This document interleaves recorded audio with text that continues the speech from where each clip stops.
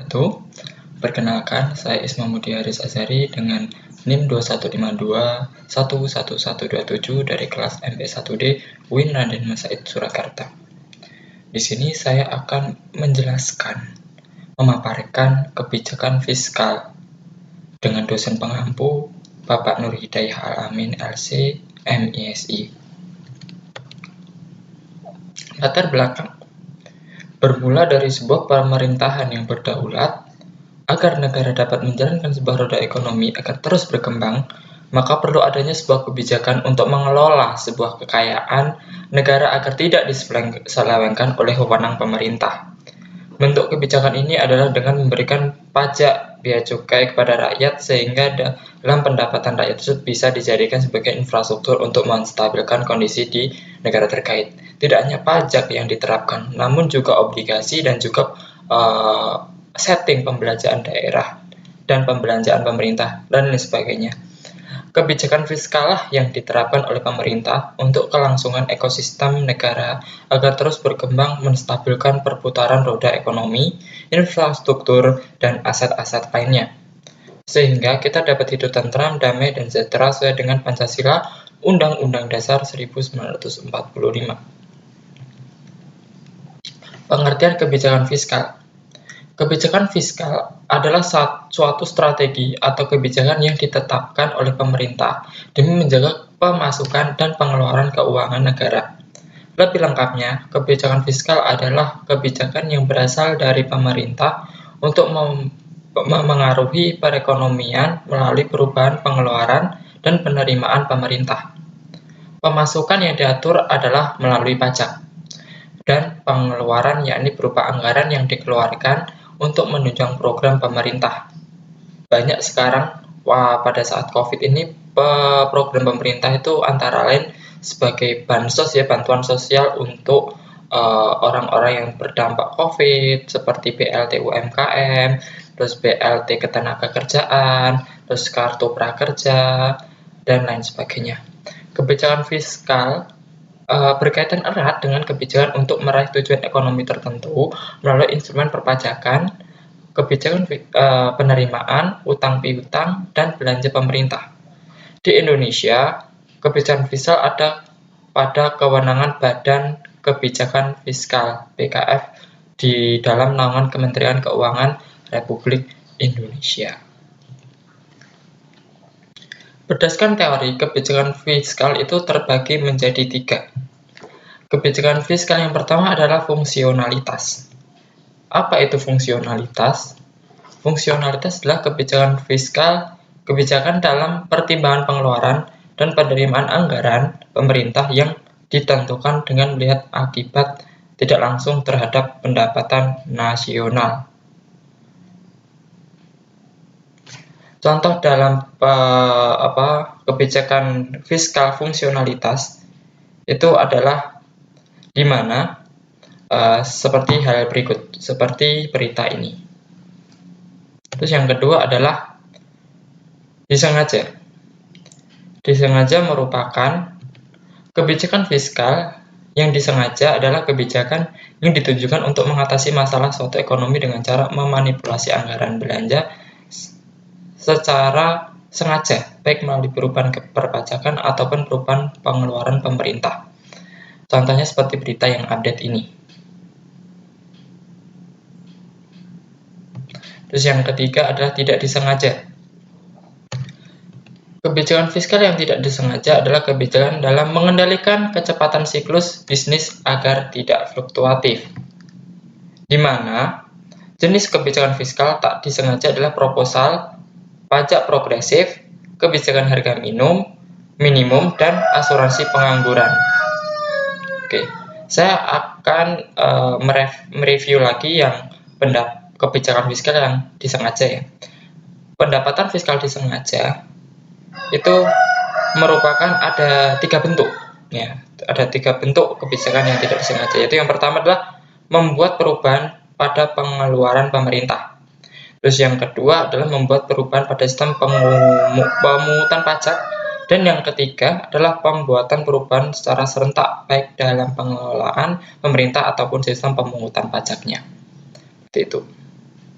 dan kebijakan tidak sengaja, seperti contoh berita setelah ini.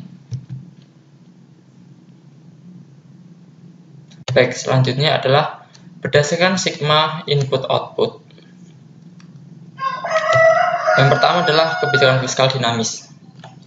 Kebijakan fiskal dinamis merupakan kebijakan yang menyediakan pendapatan yang bisa digunakan oleh pemerintah dalam pemenuhan kebutuhannya yang terus bertambah seiring berjalannya waktu. Contoh kebijakan fiskal dinamis ada di gambar ini. Yang kedua adalah kebijakan fiskal defisit. Merupakan kebijakan fiskal defisit yang mampu mengatasi kelesuan dan depresi pertumbuhan perekonomian yang merupakan kelebihan dari kebijakan ini. Namun, kebijakan fiskal defisit juga memiliki kelemahan, yaitu adalah negara selalu dalam keadaan defisit atau kekurangan. Contohnya adalah seperti contoh ini, di mana rakyat Indonesia pernah mengalami kekurangan tertinggi, ya, defisit. Kemudian kebijakan fiskal surplus, yaitu jumlah pendapatan harus lebih tinggi dibandingkan dengan pengeluaran. Kebijakan ini merupakan cara untuk menghindari inflasi. Nah, seperti contoh ini, bahwa NKRI, negara Indonesia, pernah juga mengalami surplus yang lebih tinggi. Dan yang terakhir adalah kebijakan fiskal seimbang, yaitu kebijakan yang membuat penerimaan dan pengeluaran menjadi seimbang atau sama jumlahnya, terutama pada saat pandemi COVID seperti ini. Contohnya ini. Contohnya adalah bagaimana NKRI terus menjaga keseimbangan dalam berkebijakan secara fiskal. Oke, selanjutnya. Nah, apa itu kebijakan fiskal dan apa bedanya sih dengan kebijakan moneter? Nah, kebijakan fiskal adalah kebijakan yang diputuskan dan dikelola oleh Kementerian Keuangan. Sedangkan kebijakan moneter itu dikelola oleh Bank Indonesia. Terus dalam jenisnya itu masih sama. Jenisnya itu adalah jenisnya itu kebijakan ekspansif dan kebijakan moneternya juga ekspansif. Namun dalam maksud ini berbeda konteksnya. Dan kebijakan kontraktif sama dengan kontraktif. Ini ada kesamaan, namun dalam cara menjalankannya itu berbeda. Terus yang terakhir adalah tujuan kebijakan fiskal itu meningkatkan investasi, kesempatan kerja, mengatasi inflasi, meningkatkan pendapatan. Di mana tujuan fiskal ini, uang untuk rakyat dipergunakan untuk meningkatkan investasi, kesempatan kerja, mengatasi inflasi, dan meningkatkan pendapatan. Sedangkan dalam kebijakan moneter ini adalah hanya meningkatkan pendapatan masyarakat dan mengendalikan jumlah uang yang beredar, sehingga uang yang beredar ini dapat mempengaruhi tingkat harga, investasi, dan produksi. Tujuan kebijakan fiskal. Tujuan kebijakan fiskal adalah tujuan utamanya itu dikeluarkannya kebijakan fiskal adalah untuk menentukan arah, tujuan, sasaran, dan prioritas pembangunan nasional serta pertumbuhan perekonomian bangsa. Beberapa tujuan kebijakan fiskal antara lain adalah yang pertama, meningkatkan SDM dan menurunkan angka pengangguran.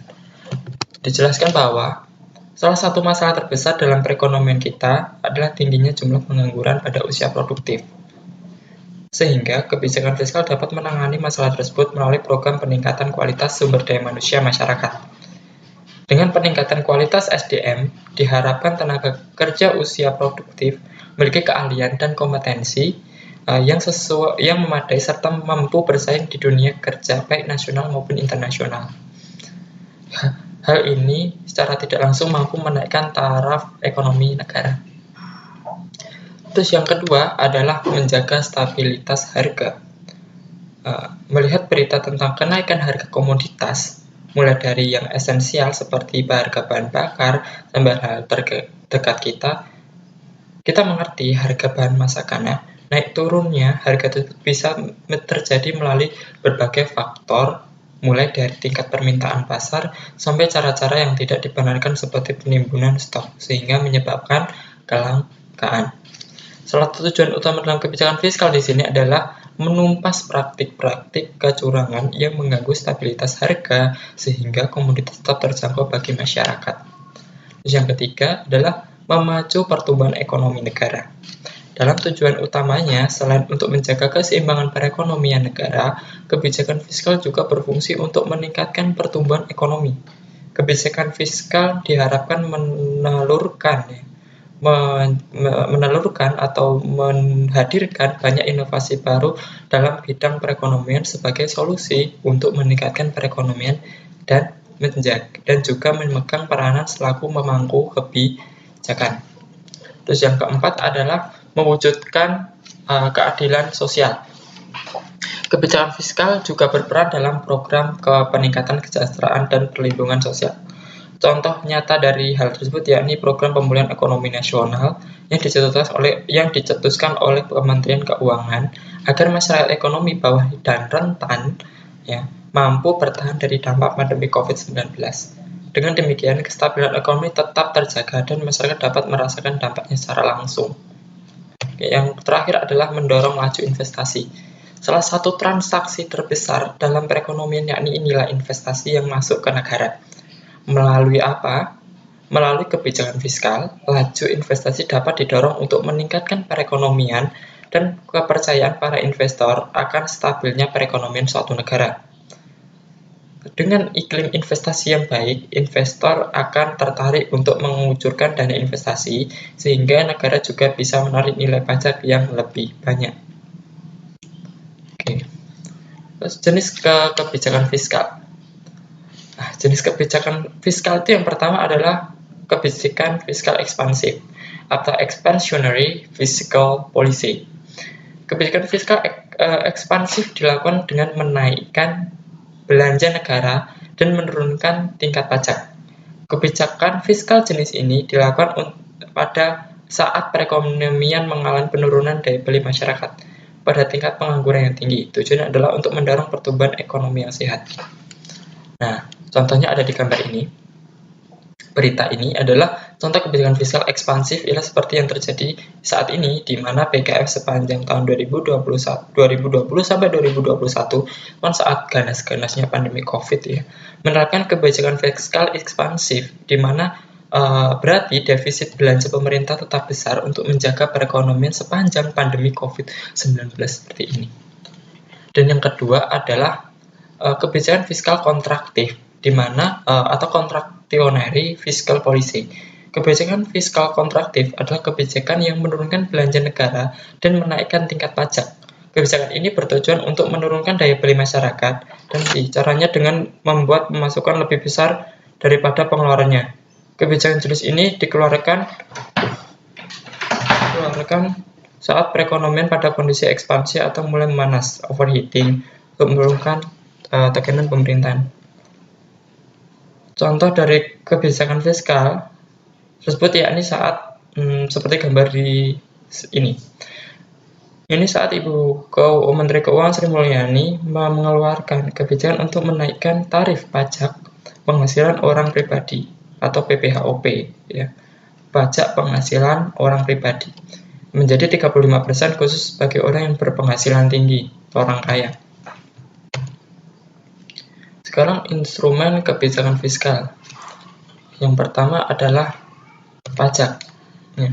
Sektor penting dalam instrumen kebijakan fiskal adalah pajak. Pajak baik dari sektor domestik maupun luar negeri demi tujuan ekonomi. Pemerintah dapat meningkatkan maupun menurunkan daya beli masyarakat melalui pajak. Contohnya ada di gambar ini.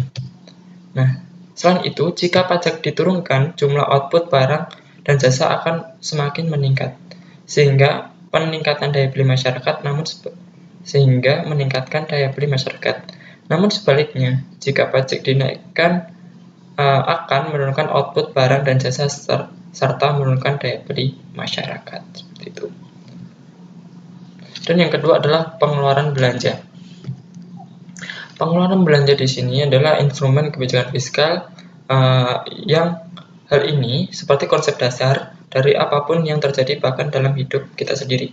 Misal pendapatan keluarga menurun, Tentunya kita akan berusaha untuk berhemat dan menekan pengeluaran agar terjadi keseimbangan antara pendapatan dan pengeluaran.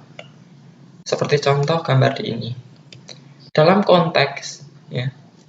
konteks negara, nilai belanja negara dapat dikurangi atau ditambah sesuai kebutuhan. Apabila neraca pembayaran negara defisit, maka pemerintah bisa mengurangi pengeluaran belanjanya di sektor tertentu, misalnya penundaan pembayaran THR bagi PNS. Yang terakhir adalah obligasi publik. Instrumen kebijakan fiskal yang terakhir yakni tentang penerbitan obligasi atau surat utang bagi warga negara. Surat utang ini terkenal dalam bidang investasi, di mana rakyat yang memiliki dana ditawarkan untuk membeli surat utang dari negara, dan negara akan mencicil hutang tersebut sebagai bunga pinjaman. Salah satu produknya yaitu SPN Retail atau surat berharga negara yang dijual belikan. Saat ini diperdagangkan sebagai produk investasi jika kamu memutuskan untuk beli SPN Retail. Selain itu dapat mendapatkan imbal balik hasil melalui bunga, kamu juga berperan langsung dalam pembiayaan anggaran pembangunan negara.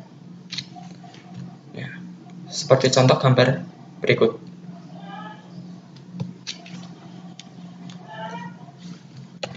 Kemudian lanjut kelebihan kebijakan fiskal. Kelebihan kebijakan fiskal itu yang pertama adalah mudah untuk mengontrol pendapatan dan pengeluaran negara.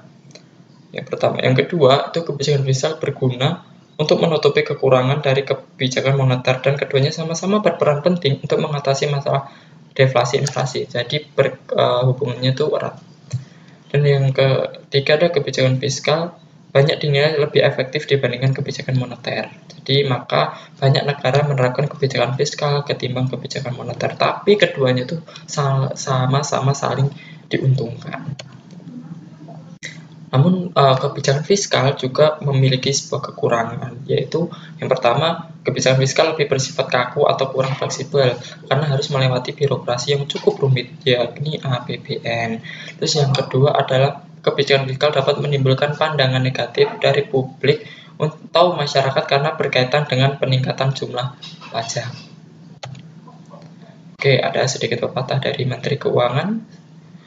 Semua kekecewaan harus dialirkan menjadi energi positif untuk bekerja dengan lebih baik dan lebih keras lagi, sehingga berbagai prestasi yang lebih baik dan lebih tinggi bisa diraih. Yusri Mulyani Indrawati, SE, MSc, PhD.